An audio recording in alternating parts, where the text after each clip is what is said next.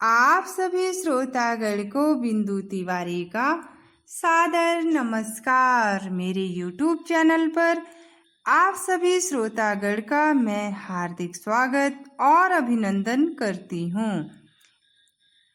आज के सेगमेंट में मैं आप लोगों के लिए भूविज्ञान यानी जियोलॉजी पार्ट 25 लेकर हाजिर हूँ। इसे तकनीकी रूप से उपलब्ध कराने में सहयोग है परम आदरणीय गुरु डॉक्टर मुकुंद नीलकंठ जोशी सर को मैं नमन करती हूँ। यदि आपने 24 तक अच्छे से केयरफुल्ली सुना होगा तो 25 पार्ट आप लोगों को काफ़ी अच्छे से समझ में आएगा और प्रतियोगी परीक्षाओं में भी आपकी काफ़ी मदद करेगा। तो चलिए आइए हम लोग इसके बारे में जानते हैं। ये लगभग 1561 की बात है।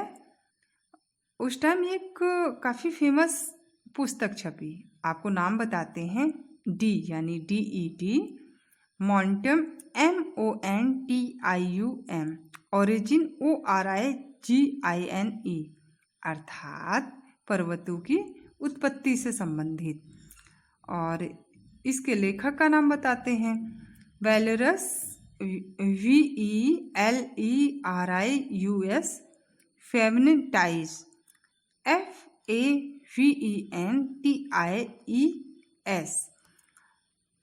लेखक के बारे में अब अधिक तो नहीं जानते हैं, लेकिन जो पुस्तक है ये काफ़ी जो महत्वपूर्ण है। इसका क्योंकि संबंध जो है इस बुक का सीधे सीधे किससे है? भूविज्ञान से है।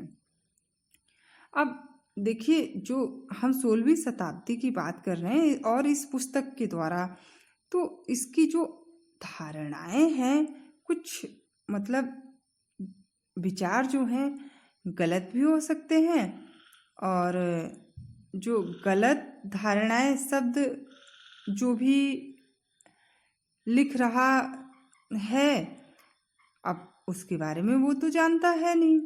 यह शब्द प्रयोग सही है कि नहीं है यह भी थोड़ा सा कहना कठिन है।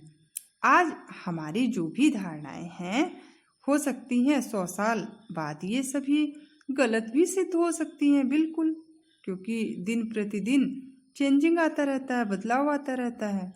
और तब का कोई लेखक कहेगा कि 21वीं सदी में लोग ऐसे भ्रामक विचार करते थे। अब बात करते हैं फेवेंटीज अपनी पुस्तक में एरिस्टोटल के विचार को ही क्या है मान्यता देते हैं कि पर्वतों की उत्पत्ति किससे हुई है? सूर्य तथा अन्य तारों से निकली किरणों के पृथ्वी के अंदर जाने और वहाँ चारों मूल तत्वों के साथ क्रिया करके और उनसे उत्पन्न वाष्पों से होती है। अब यहीं पे एग्रीकोला के कुछ खुद ही आँख से देखो और निर्णय करो इस मत का, तो वे कोई महत्व नहीं समझते। पर्वत की उत्पत्ति की उन्होंने बहुत सारे कारण बताए, जो कि आपको हम बताते हैं। क्या है? भूकंप से, और नेक्स्ट है पानी के कारण, मिट्टी के फूलने से, नेक्स्ट पृथ्वी के अंदर की वायु की पृथ्वी को ऊपर उठाने की क्षमता के कारण, नेक्स्ट पृथ्वी के अंदर की अग्नि से, पर्वत की आत्माओं के कारण, तारों के प्रभाव से, पानी द्वारा मिट्टी काटे जाने से, हवा से, सूर्य द्वारा पृथ्वी की नमी को खींच लिए जाने से, आदमी के कार्य से। जो बुक है वो कैसी है? तत्कालीन अनेक धारणाओं का इससे क्या है पता चलता है। एक तो यह है कि पृथ्वी पानी पर, समुद्र पर तैर रही है। पृथ्वी जमीन पानी से भरी है, पर चूंकि पृथ्वी में हवा भरी है इसलिए वह क्या है तैर रही है। जैसे कि लोहे का जहाज भी पानी पर तैरता है। पृथ्वी में आत्मा होती है और पहाड़ सोच सकते हैं। बहुत सारे पहाड़ बहुत ऊंचे हैं और उनकी चोटियां और उनके बीच की घाटियां समुद्र की क्या है, लहरों जैसी दिखती हैं, मानो पानी ही जमकर पहाड़ बन गया हो। पूरी पुस्तक संवाद संवाद जैसी मतलब लिखी गई है, जिसमें कैमिलस